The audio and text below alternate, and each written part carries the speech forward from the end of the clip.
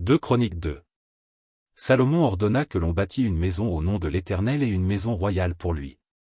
Salomon compta 70 000 hommes pour porter les fardeaux, 80 000 pour tailler les pierres dans la montagne, et 3 600 pour les surveiller.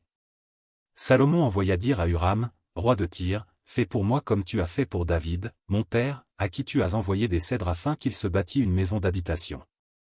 Voici, j'élève une maison au nom de l'Éternel, mon Dieu, pour la lui consacrer, pour brûler devant lui le parfum odoriférant, pour présenter continuellement les pains de proposition, et pour offrir les holocaustes du matin et du soir, des sabbats, des nouvelles lunes, et des fêtes de l'Éternel, notre Dieu, suivant une loi perpétuelle pour Israël. La maison que je vais bâtir doit être grande, car notre Dieu est plus grand que tous les dieux. Mais qui a le pouvoir de lui bâtir une maison, puisque les cieux et les cieux des cieux ne peuvent le contenir? Et qui suis-je pour lui bâtir une maison, si ce n'est pour faire brûler des parfums devant lui? Envoie-moi donc un homme habile pour les ouvrages en or, en argent, en airain et en fer, en étoffe teinte en pourpre, en cramoisi et en bleu, et connaissant la sculpture, afin qu'il travaille avec les hommes habiles qui sont auprès de moi en Juda et à Jérusalem et que David, mon père, a choisi. Envoie-moi aussi du Liban des bois de cèdre, de cyprès et de sandal, car je sais que tes serviteurs s'entendent à couper les bois du Liban. Voici, mes serviteurs seront avec les tiens. Que l'on me prépare du bois en abondance, car la maison que je vais bâtir sera grande et magnifique.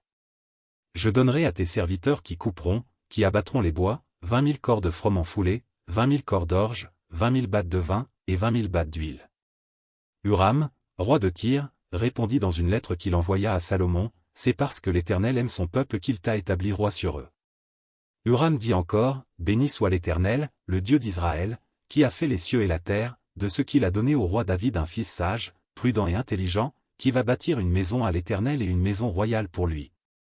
Je t'envoie donc un homme habile et intelligent, Huram-Abi, fils d'une femme d'entre les filles de Dan, et d'un père tyrien. Il est habile pour les ouvrages en or, en argent, en airain et en fer, en pierre et en bois, en étoffe teinte en pourpre et en bleu, en étoffe de byssus et de carmin, et pour toute espèce de sculpture et d'objet d'art qu'on lui donne à exécuter. Il travaillera avec tes hommes habiles et avec les hommes habiles de mon seigneur David, ton père.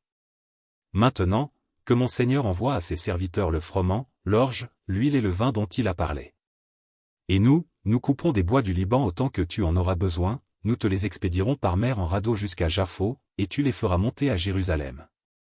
Salomon compta tous les étrangers qui étaient dans le pays d'Israël, et dont le dénombrement avait été fait par David, son père. On en trouva 153 600. Et il en prit 70 000 pour porter les fardeaux, 80 000 pour tailler les pierres dans la montagne, et 3 600 pour surveiller et faire travailler le peuple.